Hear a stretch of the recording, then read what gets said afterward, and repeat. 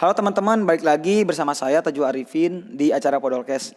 Kali ini kita akan berbincang-bincang, ngobrol-ngobrol santai bersama seorang narasumber yang mempunyai profesi sebagai fotografer.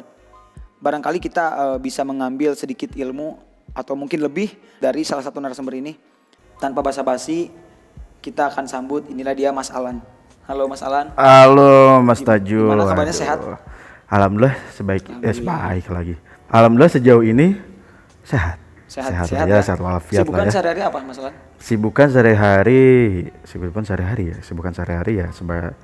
Saya ini sebagai fotografer, tapi lebih ke fotografer freelance sih sebenarnya. Oh, freelance. Iya, freelance, tapi ya masih bisa menghasilkan uang lah dari freelance itu. Oke. Berarti Mas Alan ini pekerjaan utamanya emang fotografi. Apakah ada sampingan lain? Mungkin untuk dari sampingan lain itu apa ya, nggak ada sih Mas Taju. Jadi pure fotografi. Ya, pure fotografi paling ya, kalau misalnya sampingan ya adalah mungkin sedikit desain gitu, karena saya suka desain. Oh, suka menggambar juga ya? Iya betul, jadi ya sedikit suka desain dan memang suka menggambar juga. Nah sampingannya itu, tapi pekerjaan utama saya sebagai seorang fotografer. Oh, fotografer ya, di bidang? Kalau misalnya dari fotografer itu mungkin di bidangnya yang paling saya tekunin itu fotografer otomotif, tapi masih banyak sih dengan genre-genre fotografi, tapi saya lebih condong ke fotografer otomotif. Nggak kayak, kan fotografi ada fotografi produk mungkin, atau wedding, atau fotografi apa gitu? Kalau misalnya untuk dari itu, jadi mungkin kalau misalnya buat fotografinya itu saya lebih kefokuskan pada fotografer otomotif. Tapi untuk dari foto-foto yang lain, seperti kayak foto landscape, wedding, atau enggak foto produk, itu mungkin sampingan sih. Tapi saya suka juga memfoto landscape ya, foto pemandangan. Tapi memang contohnya fotografer otomotif gitu. Oh, I see. Berarti awal mula tertarik dengan dunia fotografi ini kapan nih Mas? Mungkin dari awal mulanya itu dari sekolah ya. Awal mulanya dari sekolah.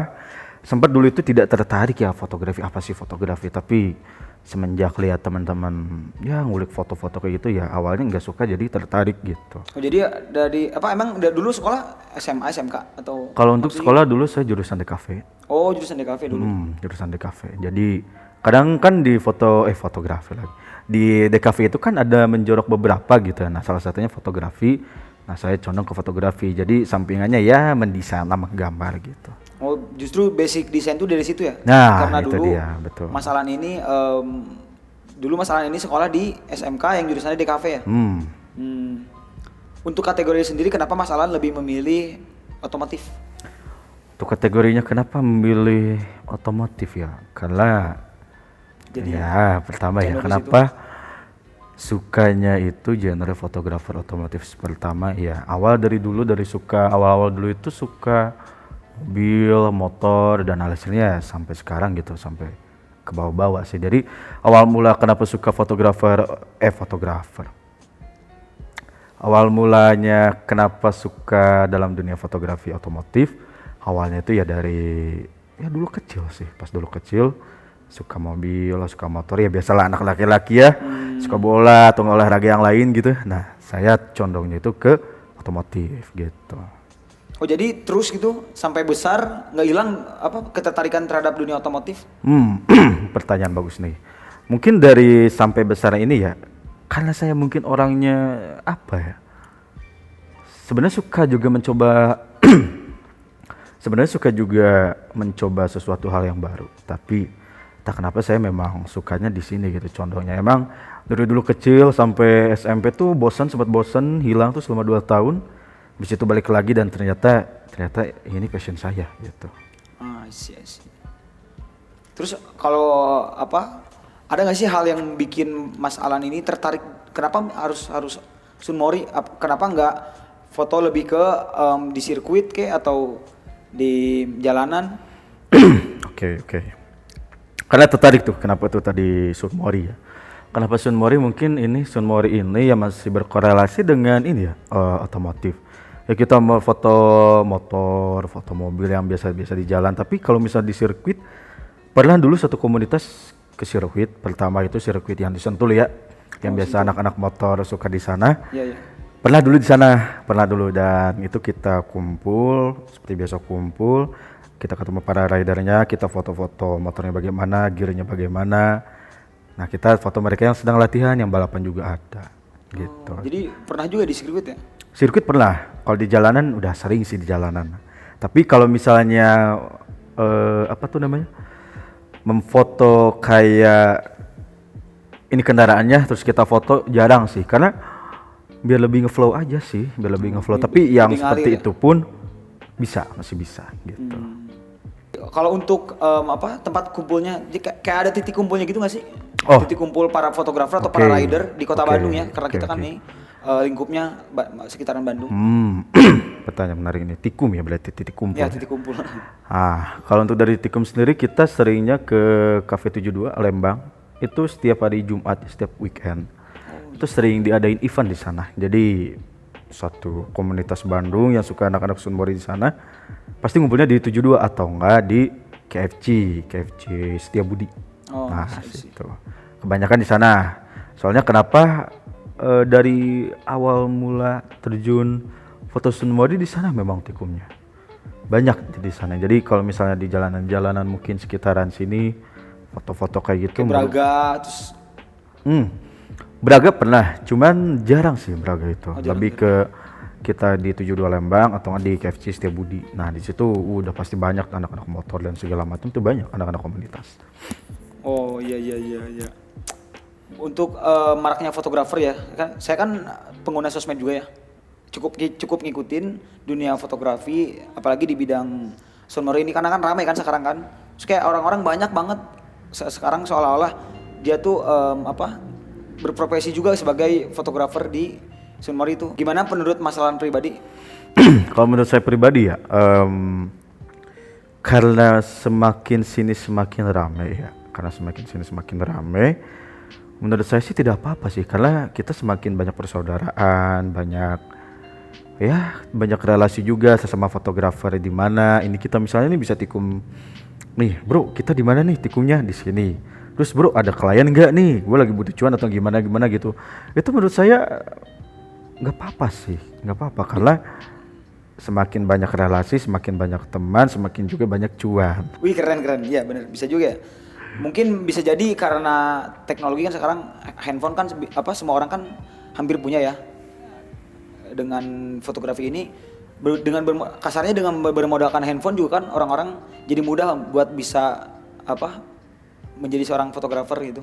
Ya nggak sih? Atau apakah memang harus pakai kamera kah? Apa gimana? Good question. Nah, kita mulai dari misalnya kita tertarik dengan dunia fotografi ini ya, fotografer otomotif ya, khususnya otomotif, karena menurut saya pribadi fotografi otomotif itu adalah hal yang paling mudah. Menurut saya pribadi ya, mungkin teman-teman mungkin di sini ada yang susah gitu ya. Susah dalam mengulik dunia fotografi otomotif. Menurut saya itu mudah. Kenapa? Karena kita memotret objek benda mati ya. Sebenarnya banyak sih memotret objek benda mati itu. Tapi menurut saya ini mudah karena kita kendaraan pasti punya semua kan. Ya. Kita kendaraan pasti punya semua. Kita pastinya memotret itu dengan ingin menunjukkan sisi menarik. Nah, kita mulai saja dari situ dulu. Kita mulai entah itu motret lampunya, entah itu kita motret dari velgnya, entah itu kita motret dari aksesorisnya. Ke dari bodi motor itu sendiri bisa ya? Bisa, itu termasuk bisa. juga ya? Itu termasuk juga. Kenapa? Karena itu dari point of interestnya ya, point of interestnya. Jadi pasti ada bagian part motor yang emang menarik, yang emang suka kita potret, kita post di sosmed. Tapi ya kalau misalnya pengen sesuatu agak estetik dikit, ya kita main framingnya, entah itu kita mainin filternya, entah kita mainin mungkin dari segi propertinya, jadi lebih memunculkan kesan sinematiknya gitu. Saya kira Sunmori itu cuma hanya sebatas foto orang lagi motor, lagi jalan terus kita foto gitu. Oke. Nggak lebih ke spare partnya juga gitu. Oke. Ini pertanyaan bagus nih. Pertama ya, sebenarnya kalau misal dari foto jalan ya, kita lagi foto orang yang jalan itu sebenarnya sah-sah aja, karena mungkin itu masuknya ke human interest karena itu kegiatan manusia, tapi dibumbui dengan bumbu otomotif itu sendiri. Banyak kok dari teman-teman saya dari komunitas motret yang lagi jalan ini naik motor di potret. Jadi masuknya itu fotografinya ya human interest, tapi ada bumbu otomotifnya. Tapi masih dominan di human interest, tapi ada bumbu otomotifnya gitu. Oke, untuk jadi menurut Mas Alan untuk jadi seorang fotografer ini khususnya di Sunmori ya, ada kayak kriteria khusus nggak sih? Apakah pakaian kita mesti menyesuaikan? Misalkan kan berhubung ini kan jalanan ya. Iya. Kan banyak otomatis banyak rider. Apakah kita harus menyesuaikan juga? Harus seperti rider kah apa gimana? Iya, oke. Pertama jika ini kalian ya pengen mulai sorry jadi jika kalian nih ingin mulai, pertama itu kita nggak usah ini ya memasalahkan ini outfit atau pakaiannya. Itu sebenarnya kita nggak usah mempermasalahkan. Pertama kita karena gear kita banyak mungkin dari kamera atau itu mungkin dari lensa, tripod, jadi buatlah outfit sesimpel mungkin. Kenapa? Karena ribet nantinya. Ribet. Serius bakal ribet. Jadi t-shirt juga sih udah termasuk kayak baju dinas mungkin ya. Jadi nggak perlu harus menyesuaikan kayak rider jaket serba tebal. Kecuali di lingkungan dingin kayak di Lembang atas kan. Itu baru. Motret subuh misalkan. Nah itu baru. Tapi kalau misalnya kita panas-panas kayak gini, namanya lingkungan Indonesia tropis ya, menurut saya enggak sih. Nggak usah. Karena kenapa? Yang pertama tadi ribet karena ribet dari segi gearnya, ribet dari segi kameranya, dari ininya, dari dari tripodnya dan segala macam. Jadi usahakan sesimpel mungkin karena kita butuh yang gesit. Nah itu jadi nggak usah dari outfit, nggak usah terlalu diperhatikan. Nggak terlalu ribet kali ya bawahnya. Nah jadi itu dia. Enteng gitu. Nah itu dia, betul sekali. Terus kalau misalkan kita nih sebagai rider misalkan kan di foto itu kan random ya, si fotografer random kan, moto orang gitu, si fotografer, moto si rider itu random kan. Yang gimana caranya si orang ini bisa dapat foto itu di mana gitu? Sebenarnya ini bagian tersulit ya mungkin ya. Mungkin tadi bisa diulangi gimana tadi pertanyaan Mas Tajul, silakan. Tadi lupa tadi. Kalau untuk dari pengambilan foto sendiri gimana caranya? Misalkan nih saya seorang rider, terus saya dipotret oleh salah satu fotografer. Nah itu kan kondisinya lagi jalan kan? Gimana caranya kita bisa ngambil si foto itu gitu? Pertama ini mungkin adalah hal yang paling tersulit ya menurut saya pribadi. Ini adalah hal yang tersulit. Pertama, kenapa kita tidak tahu orang yang difoto itu siapa, profilnya bagaimana dan sosmednya bagaimana, kecuali di motornya itu ada kayak stiker Instagram dia loh. Nah itu kita bisa kontak langsung. Nah tapi kebanyakan dari kita buat buat si rider ini pengen ngambil fotonya, kita sediain link Google Drive. Nah kita bisa share link di di Instagram kita, di profil gitu, pakai Linktree itu ya kawan-kawan ya. Kalau pengen ingin berbagai link, bisa pakai Linktree itu. Nah Linktree, di situ kita bisa kasih link ini fotografi fotografinya genre di mana, tempatnya di mana. Nah gitu. Ada tanggalnya mungkin. Ada. Jadi tapi di situ. Nah tapi di sini yang menariknya, di sini kita cukup kasih satu link aja Google Drive. Nanti kita buat beberapa folder dan tanggalnya. Nah itu bisa dilihat. Jadi nanti si para ridersnya sendiri yang nyari gitu. Nah itu dia, kita juga banyak ya orang yang foto. Betul. Nah kita juga di situ bisa cantumin Instagram kita. Baru deh nanti biar ridernya sendiri yang cari. Tapi sorry ya kawan-kawan ya, mungkin kalau kalian di sini yang nonton ini bakal kesulitan mencari ya, karena kita tidak tahu kalian siapa, di potretnya di mana gitu. Kita juga tidak tahu kalian siapa, jadi ya mohon maaf gitu. Jadi kalian mencari sendiri ya. Bukannya tidak maksud sopan, tapi ya karena random kan orang-orangnya. Nah itu dia, karena random. Ya, I see. Terus kalau dari kayak ada gitu nggak sih, kayak komunitas tersendiri yang isinya fotografer semua anak-anak Sunmori gitu? Mungkin bisa berbagi relasi apa gimana? Oke. Kalau misalnya untuk dari komunitas sebenarnya banyak komunitas tuh. Cuman Kalau saya pribadi lebih ke solo player sih, jadi saya lebih milih ketemu di lapangan. Jadi saya lebih milih ketemu di lapangan, kita diskusi di sana, kita perkenalan di sana. Kalau misalnya diajak masuk komunitas bisa, kalau Jadi biar lebih misalnya, intens ya. nah itu dia, misalnya bisa diajak kalau misalnya nih diajak masuk komunitas bisa, kalau nggak juga nggak apa-apa. Tapi saya lebih ke tipe solo, tapi relasi saya banyak gitu. Karena itu ya tadi ngobrol, jadi masalahnya lebih milih ngobrol langsung dengan orang di TKP gitu ya. Betul, Nanti di betul. situ mungkin dapat kontak WA apa gimana. Betul gitu. Ya. Untuk dari penghasilan sendiri ini nggak sih? Dari penghasilan sendiri, soalnya kan kita kayak gabut gitu.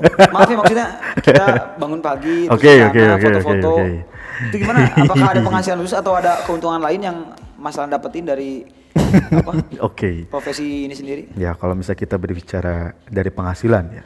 Sebenarnya ini dari berbicara dari penghasilan, pertama nih ya, untuk dari penghasilan namanya juga freelance ya. Walaupun freelance, tapi utama iya penghasilan cukup lah ya. Mungkin boleh di-spill teman-teman, takutnya ada yang penasaran? Boleh deh, boleh. Boleh. Mungkin kalau misalnya untuk di-spill itu kita sekali foto project itu, tapi ini tergantung orang-orangnya ya. Ada yang menarif di atas 300.000, ada yang di atas tarif narif 400.000, bahkan ada yang sampai jutaan ya. Tapi tergantung dari gear-gearnya. Tapi tergantung dari gearnya, kualitas fotonya bagaimana, ada yang sampai jutaan. Tapi kalau saya pribadi itu paling narif 500.000, dan itu seminggu itu paling ada 1 atau enggak 3 orang, paling banyak 4 orang sih. Paling banyak ya, tapi ini tidak menutup, paling minimal 1 lah seminggu. Iya. Nah, jadi bisa dikumpulkan mungkin salah dalam 1 bulan itu ya bisa kurang lebih sekitar 3,5 juta deh. Lumayan ya. Tapi dia tidak termasuk dengan tipnya juga. Kadang orang-orang ada yang ngasih tip juga gitu. Ya mungkin gambaran kasar 3,5 juta sampai 3 juta lah. Berarti kayak ada tarif sendiri, saya kira lebih ke sawer gitu loh. Saweria. Ngerti nggak sih? Jadi kayak saya kira yang saya tangkap itu para fotografer yang di jalan ini, dia ngasih link mungkin di Instagramnya, terus dia juga ngasih link buat bukan nyumbang, istilahnya apa? Ya donasi gitu. Enggak gitu ya? Ada juga yang ditip atau yang ditarif itu per project kan apa gimana? Oke, ini menarik. Maksud nih. tadi ditarif? Menarik ini tergantung dari para fotografernya ya. Pertama ada yang ngasih link tree ya, mungkin link Saweria seperti itu ada. Tapi ada juga yang enggak, lebih ke per project sih, lebih ke per project. Per project misalnya cair nih, misalnya hari ini kita take, besoknya cair, hari ini kita take, besoknya cair. Nah gitu. Ada juga yang ngasih link di Instagramnya, silakan mau ngasih, nggak juga nggak apa-apa. Gitu. Ada. Jadi ya, ada dua tipe ya? Nah itu dia, ada dua tipe. Ada yang emang udah dipatok, ada yang seikhlasnya boleh gitu. Nah iya betul. Ya, baru ketangkep. Terus buat selama ini masalah menggeluti bidang fotografi ini, ada nggak sih hal yang paling berkesan saat pemotretan? Apakah waktu motret tiba-tiba ada yang jatuh terus kecelakaan? Oke, ini menarik ini. Dulu pernah ya, ini mungkin sekitar hampir 2 tahun yang lalu. Itu saya tuh pernah tuh di Lembang tuh ya. Di Lembang itu kan karena jalannya nikung-nikung gitu ya. Nah, ada salah satu rider yang kalau nggak salah waktu itu pakai motor R25, kalau nggak salah, dari motor R25. Ninja 25. Nah, itu dia tuh kan cornering gitu ya. Cornering kayak MotoGP, ala MotoGP ya. Nah, itu nggak tahu bannya slip. Nah, bannya slip karena kan banyak gundul gitu ya, gundul khusus di trek kayak gitu. Nah, itu tuh karena kebetulan jalannya basah, dia tidak memperhatikan jalan, kita lagi motret. Dia slip begitu slip motornya ke arah motor para fotografer. Nah, itu jadi crashnya tuh chaos juga di situ. Nah, karena di situ waktu dulu keadaan Lembang lagi nggak kondusif ya, Nah, disitulah kita sebagai fotografer, sebagai rider diusir karena mengganggu ketenangan. Bahkan nih, waktu itu ada kecelakaan terparah yang menyebabkan mobil terbalik dan situ membuat motornya hancur lebur. Waduh, orangnya selamat tapi? Selamat, orangnya selamat. Mungkin nih ya teman-teman, mungkin pernah lihat nih buat kecelakaan yang motornya jatuh tuh, terus dilindas sama mobilnya terguling, bahkan sampai hampir mau kebakaran di situ. Wah, itu dulu chaos banget sih, karena setelah kejadian situ Lembang nggak aman buat kita para penikmat Sunmori itu udah nggak aman. Udah nggak aman. Tapi dari warga sendiri ini nggak sih kayak risih gitu nggak? Wah udah pasti Dari risih. warga sendiri? Wah itu udah pasti risih. Oh jadi melarang gitu? Nah Jadi itu melarang. dia, karena itu kita butuh mediasi sama warganya itu kurang lebih makan 1 sampai 2 tahun. Karena Oh gitu ya. citra anak Sunmori ya, citra anak Sunmori itu, karena saya dulu pemain lama juga, karena umur saya 25 tahun. Kemasukan. Karena umur saya 25 tahun sekarang, mungkin dulu awal-awal mulai, dulu itu aman, adem ayem. Nggak ada yang kebut-kebutan kayak sekarang, nggak ada. Ya kita sebagai riding, terus ketemu sama yang satu hobi gitu kan. Sekarang entah kenapa menurut saya pribadi seperti ajang pamer. Iya. Menurut ajang pamer dan menjadi ajang kebut-kebutan dan segala macam, makanya kenapa warga risih di situ lah Intinya mulai jadi kurang awal. kondusif ya. Nah itu dia. Salah satunya tadi karena ada kejadian. Nah itu tuh yang Tidak kejadian disangka-sangka ya. chaos banget gitu. Udah hampir sekitar, kita emang benar-benar hampir 2 tahun sih mediasi sama warganya. Lumayan lama. Oke, setelah ngomong panjang lebar nih dari awal sampai akhir, sebenarnya siapa sih sosok inspirasi dari Mas Alan sendiri dari fotografi ini ya? Oke. Di otomotif ya, mau itu dari fotografer Indonesia atau maupun luar negeri? Apakah ada? Oke. Inspirasi saya pertama itu ini ya, Mas Andre. Mas Andre itu siapa? Mas Andre itu adalah pemilik akunnya White Fox Project. Ini mungkin kurang kelihatan ya, mungkin shout out nih buat Mas Andre ini ya. Nah ini kalian bisa cari link Instagram di sini, adalah White Fox Project. Ini salah satu fotografer yang menginspirasi saya terjun ke sana. Nah terus ada lagi tuh, ada 2 orang lagi, mungkin pertama Dynamic Thinker, DT sama Surabi Shot. Enggak, itu bukan orang luar. Orang Indo. Bukan orang Indonesia, itu pure orang Indonesia semuanya. Sama ada fotografer lainnya gitu, cuman lebih condong ke 3 orang itu aja sih yang memang membuat semakin matang gitu. Iya. Justru yang jadi inspirasi Mas Alan sendiri malah fotografer lokal ya, bukan fotografer luar. Betul. Kenapa? Karena gini loh, fotografer luar itu ya sebenarnya ada ya Sunmori, cuman mereka nggak semasif di sini gitu. Nggak semasif di sini dan tidak seramai di sini. Jadi ada beberapa yang inspirasi juga, cuman saya tidak terlalu condong ke sana. Lebih ke lokal aja sih. Lokal ya. Mungkin lebih relate kali ya. Nah, itu dia lebih relate sama-sama aja. orang Indonesia. Nah, itu dia lebih relate aja. Oke, untuk ini terakhir nih, apakah ada pesan atau tips buat pemula yang pengen menggeluti di bidang fotografi ini, khususnya Sunmori ya? Oke. Apa tips khusus gitu dari Mas Alan sendiri? Oke, pertanyaan menarik nih ya teman-teman nih yang mau mulai, mulai aja dulu. Mulai pertama dari HP, mau HP jadul, mau HP bagus ya alhamdulillah. Kalau misalnya kalian dikaruniai rezeki lebih, ada kamera, ada mungkin HP yang lebih bagus, mulai aja dulu. Dulu saya awal mulai itu pakai Redmi 4X ya, Redmi 4X yang jadul banget, yang 2 sampai 32. Nah ya itu HP Xiaomi 2/32 itu awal mulai pakai itu, masih jelek banget. Setelah beberapa tahun sini pakai HP yang lebih enak tuh. Pertama saya pakai Meizu, terus Oppo, ya terakhir ya kamera sih sebenarnya, kamera. Nggak pakai kamera apa lagi karena kebutuhan yang lebih, emang kita butuh yang gesit, kebutuhannya emang lebih profesional. Nah saya pakainya kamera gitu. Jadi intinya mulai aja dulu ya. Nah, mulai aja dulu. Jadi banyak ini itu gitu. Nah, jangan, kalau gitu yang akan jalan ya. Nah, itu dia, nggak bakal buat kita maju, ada bakal menghambat. Yang penting pertama mulai dulu, hasilnya gimana nanti. Kalau misalnya ada yang dirasa kurang, kalian carilah referensi. Learning by doing gitu ya. Nah itu dia. Atau enggak nanti juga akan ini dengan sendirinya mungkin ya, dari karya berkembang gitu maksudnya. Nah itu dia. Berkembang. Betul sekali, betul. Oke, terima kasih Mas Alan atas bincang hangatnya kali ini. Banyak banget teman-teman hal yang dapat kita ambil dari perbincangan kali ini. Untuk dari Instagram sendiri Mas Alan, jika teman-teman pengen lihat hasil karya Mas Alan. Oke, pertama ya Instagram.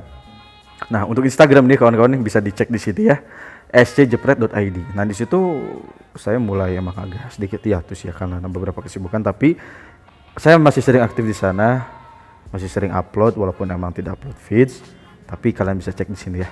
Oke, scjepret.id. Nah, itu. Oke teman-teman, bagi yang mau lihat karya-karya dari Mas Alan bisa dilihat di Instagramnya tadi scjepret.id ya. Nah, iya betul. Di situ kalian bisa banyak ngambil referensi foto mengenai si fotografi otomotif ini sendiri. Oke Mas Alan, terima kasih buat waktunya. Seneng banget bisa ngobrol bareng-bareng Mas Alan. Semoga nggak semoga sih, banyak banget ya teman-teman ilmu yang bisa kita ambil dari sini. Buat fotografer pemula yang ingin baru join terjun, intinya tadi kata Mas Alan, mulai aja dulu ya. Dan tentunya kalian harus punya kamera. Minimal HP lah, minimal HP. Iya, benar, minimal HP. Buat kalian itu kan salah satu medianya ya. Salah satu media buat kalian bisa potret, maksudnya buat bisa motret foto itu sendiri gitu teman-teman.